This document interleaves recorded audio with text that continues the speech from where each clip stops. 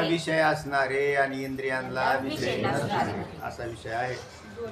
त्याच्यात आत्मा हा इंद्रियांना गोचर होत नाही. मग तो इंद्रियांच्या समोर नाही का, तर इंद्रियाच्या आतून बाहेरून तोच भरलेला आहे. इंद्रियांना जी शक्ती निर्माण झालेली आलेली आहे ज्ञान करून देण्याची, ती इंद्रियांची नसून आत्म्याची शक्ती आहे. म्हणजे आत्म्याच्या शक्तीने इंद्रिय ज्ञान करून देतात विषयाचं. ज्याच्या शक्तीच्या द्वारे ते विषयांचं ज्ञान करून देतात, ती इंद्रिय याला कसे जाणतील? कारण त्याचीच शक्ती घेऊन ते विषयाचं ज्ञान करून देतात. आत्मा हा विषय नसून विषयी आहे, म्हणून ती इंद्रिय त्याच्यापर्यंत पोहोचत नाही. आता इंद्रिय ज्यांचं ज्ञान करून देतात ते जड विषय आहे. जड विषयाचं ज्ञान होतं.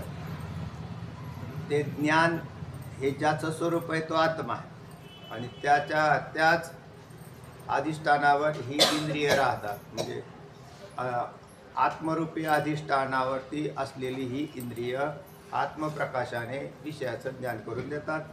म्हणून इद्रुक जेवढे बी आहेत ते विषय आहेत, आत्मा इद्रुक नाही. बरं, ताद्रुक परोक्ष आहे असं म्हणावं तर तो अपरोक्ष आहे.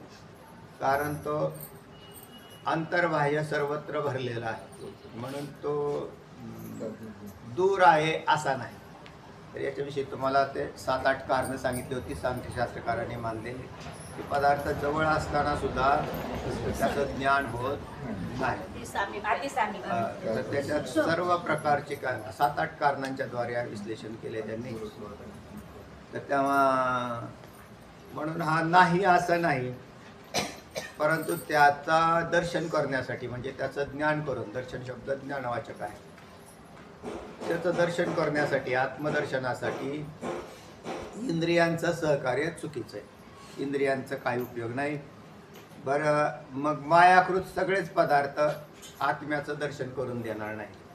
म्हणून मायाकृत पदार्थांचा तर भरणा सगळा आहे. मन, बुद्धी, चित्त, अहंकार मायाकृत आहे, इंद्रिय मायाकृत आहेत. आणि मग खाली राहिलं तरी काय?